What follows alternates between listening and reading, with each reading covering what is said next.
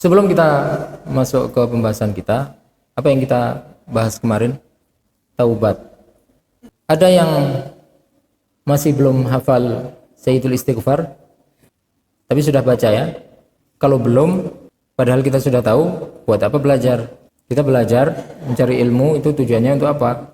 Untuk bukan sekedar dikumpulkan saja pengetahuan itu, tapi tujuan kita mencari tahu, mencari ilmu, itu tujuannya untuk dikerjakan, untuk diamalkan.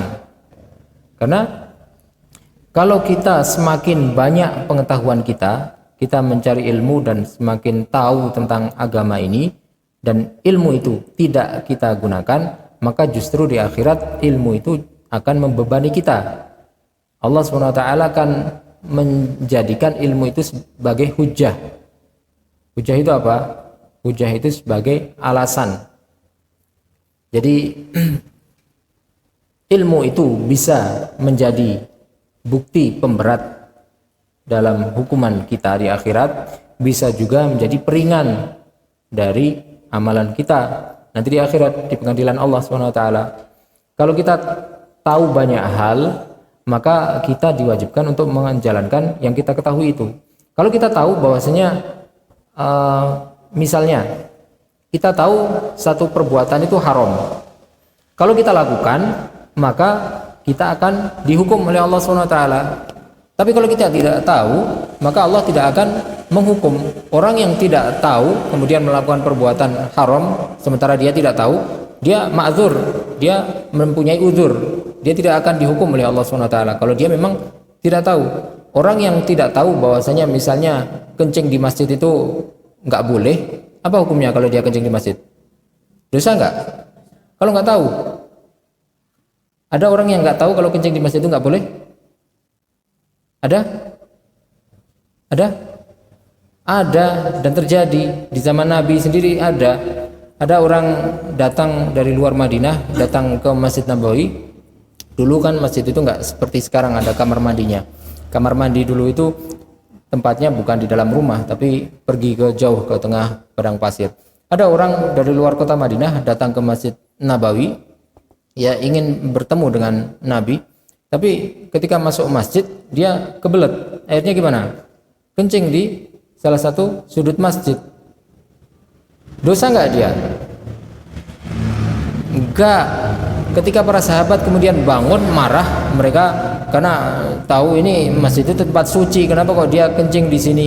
Mau dilarang malah nggak boleh sama Nabi. Biarkan saja dia sampai selesai dulu. Kenapa? Karena dia nggak berdosa. Dan kalau dia dihentikan justru malah akan mendatangkan penyakit. Jadi kalau orang tidak tahu, walaupun yang dilakukan itu dosa, dia tidak akan dihukum karena dia tidak mendapatkan dosa. Tapi kalau tahu sementara masih melakukannya, baru itu yang akan mendapatkan hukuman. Jadi kalau kita semakin hari semakin belajar, tapi ilmu yang kita ketahui itu tidak diamalkan, justru nanti di akhirat akan menjadikan ilmu itu beban bagi kita. Makanya para sahabat Rasulullah SAW ketika mereka belajar itu mereka nggak tergesa-gesa untuk belajar agar bisa banyak ilmunya. Mereka disebutkan bahwa ketika mereka mempelajari Al-Quran turun kepada mereka. Mereka mempelajari Al-Quran itu 10 ayat, nggak tergesa-gesa, nggak pengen cepat-cepat selesai membaca Al-Quran, nggak pengen cepat-cepat selesai menghafal Al-Quran, tapi membaca 10 ayat dulu. 10 ayat itu ketika sudah dibaca diapakan?